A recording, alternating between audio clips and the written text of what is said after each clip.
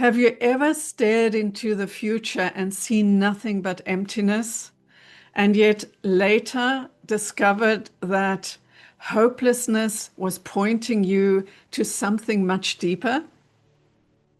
And when you felt really hopeful, did you ever miss the quiet signals warning you to pause? In the meaning game, hope and hopelessness are not opposites to fight, but rather guides to listen to. The squares process shows the hidden shadow that these two opposites provide and that we often don't look at. Hope can blind you just as much as hopelessness can awaken you. Seeing both clearly changes how you find purpose in your life. Let's get into the squares process.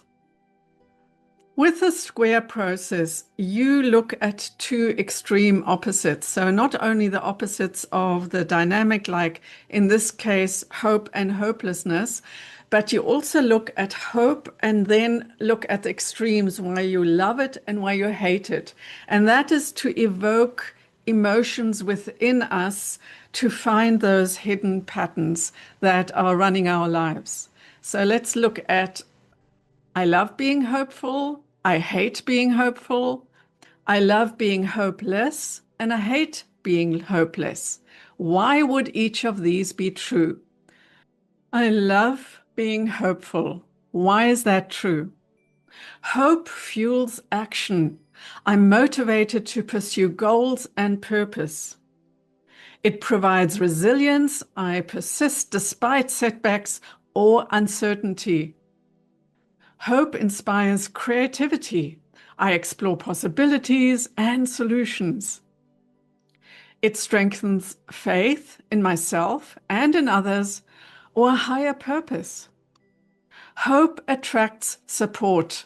Others are drawn to optimism and energy. It reinforces identity, and I feel capable of growth and impact. Let's look at how I would hate being hopeful. Why would that be true? Hope can create disappointment. Unmet expectations sting more.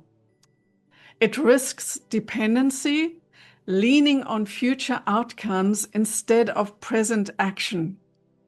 Hope may mask reality. I might ignore problems or obstacles. It can trigger anxiety, worrying about achieving hoped-for outcomes.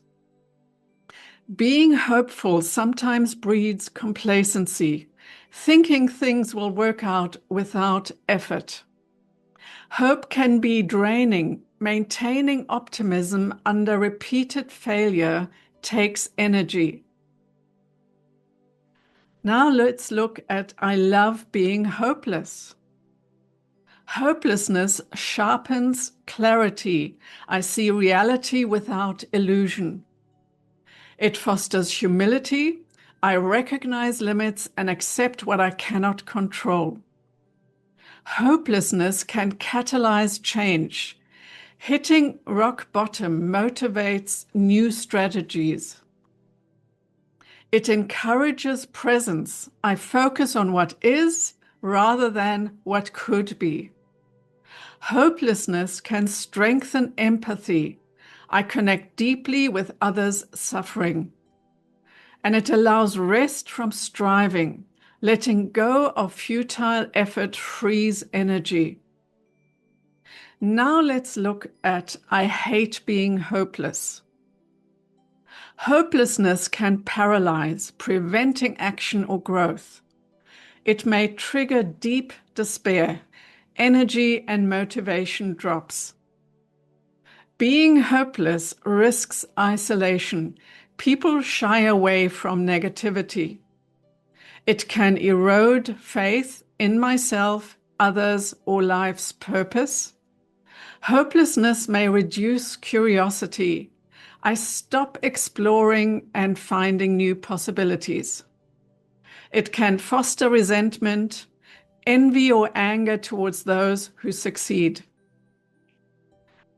As you can see, hope fuels motivation, resilience, and inspiration, but it also risks disappointment, dependency, and anxiety. Whilst hopelessness brings clarity, humility, and presence into the now moment, but can paralyze and isolate you. The trap is thinking you always have to be hopeful and never experience hopelessness. Without moments of despair, hope may lack depth and authenticity. And without hope, hopelessness feels endless and suffocating and immobilizing. So the game move is actually to use moments of hopelessness to see them as signals that, oh, I'm at the moment, this is where I am, and where are possible opportunities? Where is a slight move I can make into the direction I want to go? So with hopelessness, what I've noticed is that sometimes you really have to hit rock bottom and be in total despair. And just that point, going through that somehow lifts you up again and brings you new ideas, new options. It's always been that way. It's such a wave, this hope and hopefulness. After a good night's sleep, I always feel a little bit better the next morning, even though, it's not like I have everything sorted out, but there's a tiny bit of hope, just a feeling of a release that happens once you've hit that rock bottom place. Let me know in the comments how hope and hopelessness works in your life and what you do when you are at this really down moment when you feel a lot of hopelessness in your life. I would love to know. Let's help each other find solutions of how to use these triggers to create more hope and see a brighter future for ourselves. If this square hit home for you, check out my other videos where I take another polarity, put it through this whole square process to help us find the areas where we have blind spots, and so that we can start putting awareness there and not letting this duality affect us anymore. So watch this video now.